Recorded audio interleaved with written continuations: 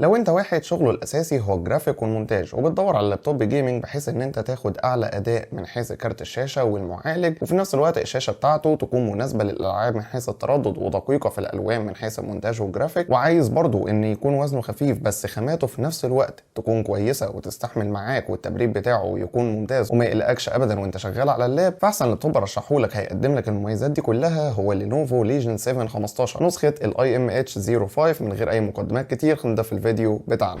زي ما احنا متعودين خلونا اول حاجه نتكلم عن مواصفات اللاب اول حاجه بيجي معالج كور اي 7 10750 اتش. ده معالج بيجي بست انويه 12 مسار وتردد تربو 5 جيجا هرتز، وعارف ان في ناس هتستغرب ان ازاي المراجعه اللي فاتت الجيل ال 12 كان 4.8 جيجا هرتز وده جيل عاشر واعلى منه في التردد، فصدقني اداء المعالج ما بيتقاس ابدا بالتردد وخلاص، في حاجات تانية كتير زي عدد الانويه والكاش والكلام ده كله، فمش معنى ان المعالج هنا تردد اعلى ان اداء الجيل العاشر اعلى من الجيل ال 12. وعموما كده هيكون في مقارنه قدام ما بين معظم المعالجات المشهوره من الجيل العاشر فيما فوق. بالنسبه لكارت الشاشه فالجهاز هنا بيجي بكارت شاشه انفيديا ار تي اكس 2070 نسخه الماكس كيو بمساحه 8 جيجا جي دي دي ار 6. بالنسبه للرامات بتاعه اللاب هنا فالرامات هنا 16 جيجا دي دي ار 4 بتردد 2933 ميجا هرتز، واللي فيه نسخه ثانيه بتنزل 3200 ميجا هرتز، والفرق بين النسختين دول مش كبير، بس سواء النسخه دي او النسخه دي افضل نصيحه اقدمها لك في الرامات انك حاول تزود على الاقل 8 جيجا زياده، هتفيدك قدام سواء العاب او برمجه او كده، هتفيدك قدام ال 8 الزياده ديت. لو عرفت تزود 16 كمان هيكون افضل في الجهاز هنا. بالنسبه للاس اس دي فهو هنا جاي من شركه سامسونج 512 جيجا ان في ام اي بسرعات بتصل ل 3500 ميجا في الريد و2900 ميجا في الرايت، والسرعات دي تعتبر ممتازه بالنسبه للفئه السعريه وبالنسبه لمعظم الاستخدامات عموما هتكفيك وزياده. بالنسبه للشاشه فالشاشه هنا 15.6 انش بتيجي بدقه فول اتش دي واللي تعتبر دقه كويسه جدا بالنسبه للفئه السعريه بتاعه اللاب دوت، ولكن اللي بيميز الشاشه هنا اول حاجه ان هي جايه بتردد 144 هرتز واللي هيساعدك هنا طبعا في الالعاب، وكمان بتيجي ببانل اي بي اس، وبانل الاي بي اس هنا بتاعها محترم جدا والالوان بتاعتها كويسه جدا، واكبر دليل على ده انها جايه بنسبه 100% ادوبي ار جي بي. في نسخ بتيجي 100% اس ار جي بي بتكون اضعف سنه في الالوان، وكده ال 100% اس ار جي بي تعتبر اصلا كويسه جدا، ولكن النسخه اللي معايا هنا بتيجي 100% ادوبي ار جي بي، والادوبي ار جي بي 100% دي ما بتجيش اصلا حتى في معظم الشاشات بتاعه البي سي الا بعض الشاشات المعينه اللي بتقدم لك النسبه ديت، فانك تاخد النسبه دي في اللاب هنا فصدقني دي ميزه مهمه جدا جدا لو انت شغلك عموما معتمد على الالوان بشكل اساسي زي برامج مثلا فوتوشوب الستريتور او برامج مثلا زي بريمير برو لو انت هتعمل تعديل الالوان الفيديوهات او كده، فصدقني الشاشه دي هتفيدك جدا في الاستخدام بتاعك.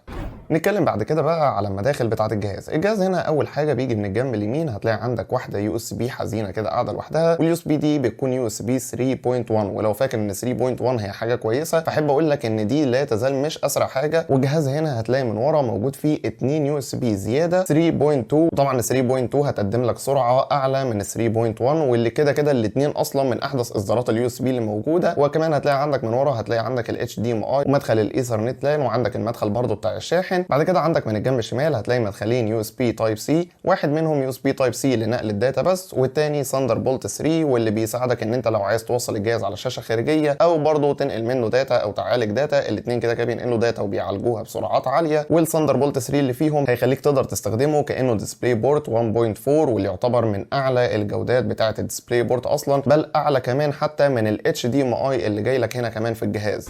ندخل بقى بعد كده على واحده من احلى المميزات اللي انا جربتها في الجهاز هنا وهي الكيبورد بتاعته. الكيبورد اول حاجه هي كيبورد عاديه ممبرين فول سايز اللي هي بتيجي فيها النمباد، بس هنا انت عندك الكيبورد رقم واحد، الكيبورد هنا بتيجي فول ار جي بي، اي نعم هي مش بير كي يعني انت ما تقدرش هنا تغير لون كل زرار، مع ان هو كل زرار كده بيغير لونه، بس ما فيش سوفت وير يخليك تقدر انت اللي تتحكم في لون كل زرار، بس تقدر هنا تتحكم في انماط الاضاءه المختلفه من خلال ان انت تدوس على زرار فانكشن مع زرار المسطره، هتلاقي ان الجهاز بيبدا يدخل في انماط مختلفه من الاضاءه في الاشكال والكلام دوت. واخر ميزه في الكيبورد ان انت عندك هنا البرنامج بتاع لينوفو تقدر تغير منه زراير النمباد كلها كانها ماكروس تغير الاستخدام بتاعها، ودي حاجه كويسه جدا ما بنشوفهاش في معظم الكيبوردات الممبرين اصلا.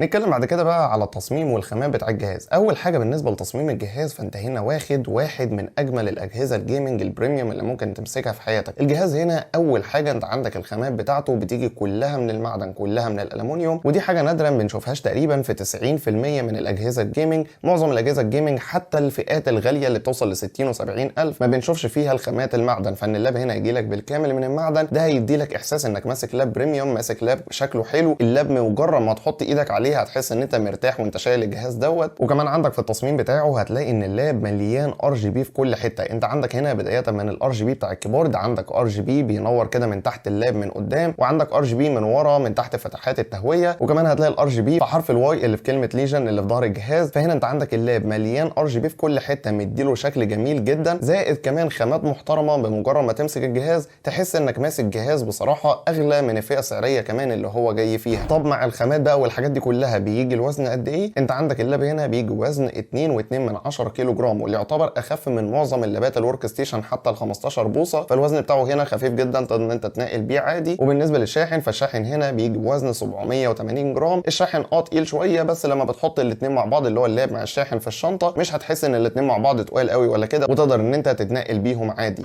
ندخل بقى بعد كده على البطاريه بتاعت الجهاز. الجهاز هنا بيجي ببطاريه 80 واط اور، واللي هتقعدك هنا في الجهاز متوسط الثلاث ساعات ونص. وبالنسبه للشاحن بتاع اللاب فبيجي هنا بحجم 230 واط، واللي هيشحن لك الجهاز في متوسط تقريبا الساعتين لساعتين ونص. طب بالنسبه للتبريد بتاع اللاب دوت، فالتبريد هنا تحت اقصى ضغط كان درجه حراره المعالج ما بتزيدش فوق ال 80، الا قليل جدا لو طلعت 81 وبعدها تنزل تاني ل 78 79. ويعتبر متوسط درجه حراره المعالج تحت الضغط حوالي 79 درجه. وبالنسبه لكارت الشاشه فكارت الشاشه درجاته كانت ممتازه، كانت متوسط ال 68 درجه ل 70 درجه، دي اقصى حاجه وصل لها تحت الضغط. واللي طبعا زي ما قلت قبل كده كل الدرجات دي في الشتاء، وهتزيد معاك في الصيف لمتوسط 7 درجات ل 8 درجات على حسب المكان اللي انت هتبقى قاعد فيه في الصيف. وعموما برضو لا تزال درجات كويسه جدا، مش مقلقه خالص وانت شغال على اللاب. ولو عايز بقى تشوف درجات الحراره والحاجات دي كلها هسيبك تتفرج على فيديو دلوقتي لتجربه اداء الجهاز، هيظهر لك فيه درجات الحراره والفريمات والكلام ده كله. هسيبك تتفرج على اداء الجهاز عشان نرجع في الاخر اقول لك على السعر بتاعه.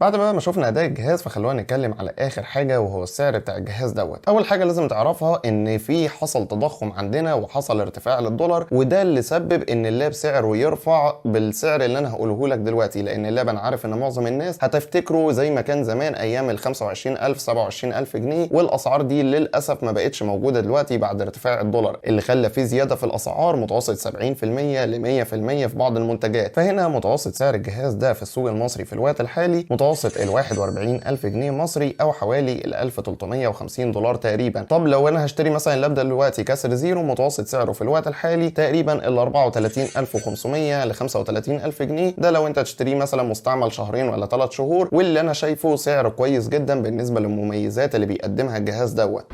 كده بقى احنا نكون خلصنا الفيديو بتاعنا. لو عجبك الفيديو ما تنساش اللايك الجميل، تنزل حالا تشترك في القناه وتفعل زر الجرس عشان يوصلك كل الفيديوهات الجديده، وتعمل شير للفيديو عشان غيرك يستفيد. كان معاكم علي عيد، سلام عليكم.